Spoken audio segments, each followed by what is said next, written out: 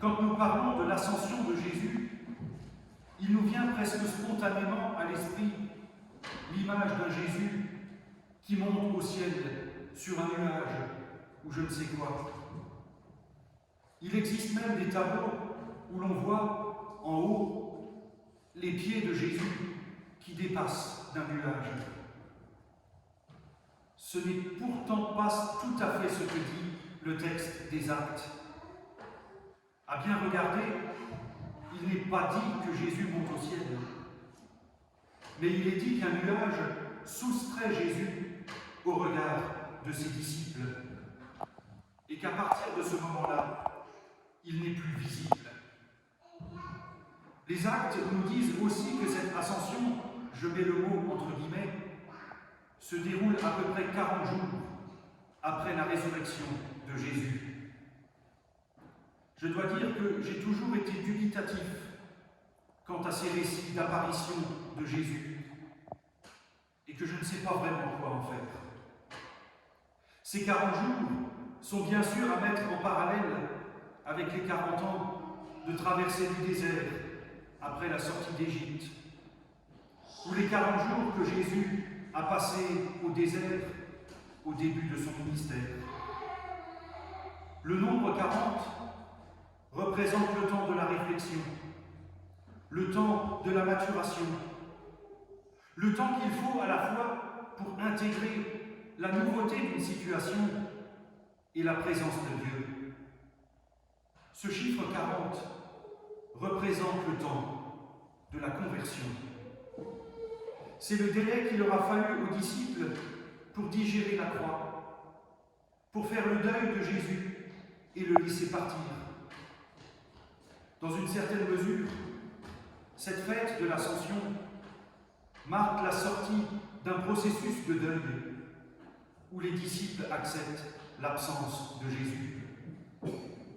C'est le temps qu'il aura fallu pour comprendre que sa messianité n'avait pas un but politique et que par-delà les régimes et les institutions de l'histoire, chaque disciple, chaque baptisé est ouvrier d'un royaume qui n'est pas un projet politique ou une institution, parce que Dieu seul en est l'architecte, mais un royaume qui est un état d'esprit où triomphe la liberté, l'amour du prochain, le courage de voir les choses autrement et la force d'agir avec et pour les autres.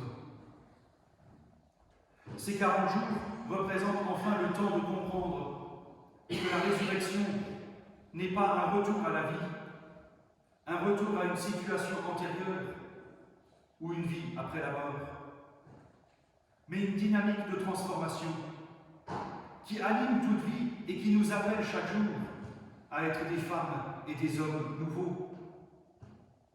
Cette foi est fondée sur l'expérience que Pierre décrira un peu plus loin dans les Actes. Celui que vous avez crucifié, Dieu l'a réveillé d'entre les morts. La résurrection a ceci de réel qu'elle a transformé la vie des disciples.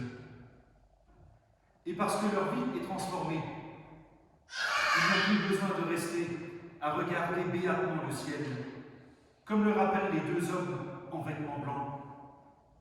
Et j'apprécie particulièrement ce côté cocasse du texte, où les disciples sont ramenés à la réalité. Une réalité où ils sont envoyés, c'est le sens du mot apôtre, pour vivre et mettre en pratique l'enseignement de Jésus, à commencer par la résurrection.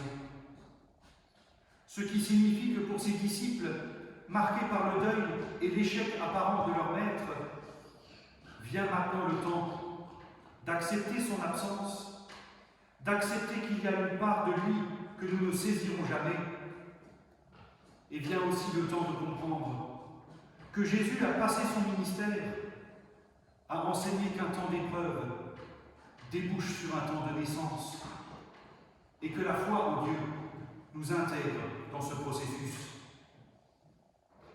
L'Évangile n'est pas un enseignement, c'est une réalité qui s'adresse à la totalité de ma personne et qui m'appelle à ne pas rester béatement à regarder le ciel, en attendant que les choses se fassent toutes seules. Ça, ce n'est pas de la foi, c'est de l'immobilisme. Si ce récit de l'ascension est rapporté dans un langage qu'on peut qualifier de mythologique et largement utilisé à l'époque, il faut comprendre que Luc ne fait pas œuvre de chroniqueur, mais qu'il interprète une situation. Dans son récit, Luc nous dit que Jésus n'est pas un gourou omniprésent qui surveille nos moindres faits et gestes et nos moindres paroles. Il est soustrait aux yeux des disciples. Ce faisant, il laisse la place. Il se met en retrait parce qu'il fait confiance à ceux qui l'ont suivi, écouté, interrogé, et parfois aussi mal compris, renié ou abandonné. Cette fête de l'Ascension marque par conséquent la naissance de l'Église. Pas comme institution, Jésus n'en a jamais créé, et on ne saurait confondre les deux.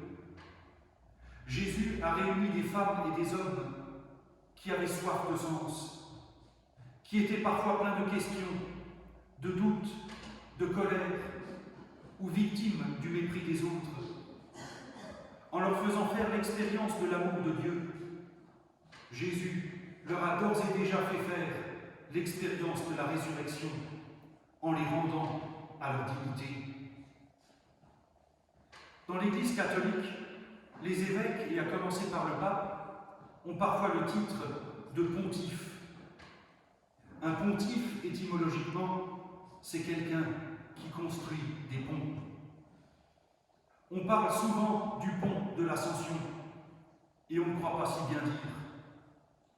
Lorsqu'il est dit aux disciples d'arrêter de regarder bêtement en l'air, c'est pour leur rappeler qu'avec Jésus-Christ, il n'y a plus de séparation entre le ciel et la terre, plus de séparation entre Dieu et l'humain, entre sa gloire et notre situation. Nous n'avons ni à attendre que le ciel agisse à notre place, ni, et encore moins, à placardiser Dieu au ciel.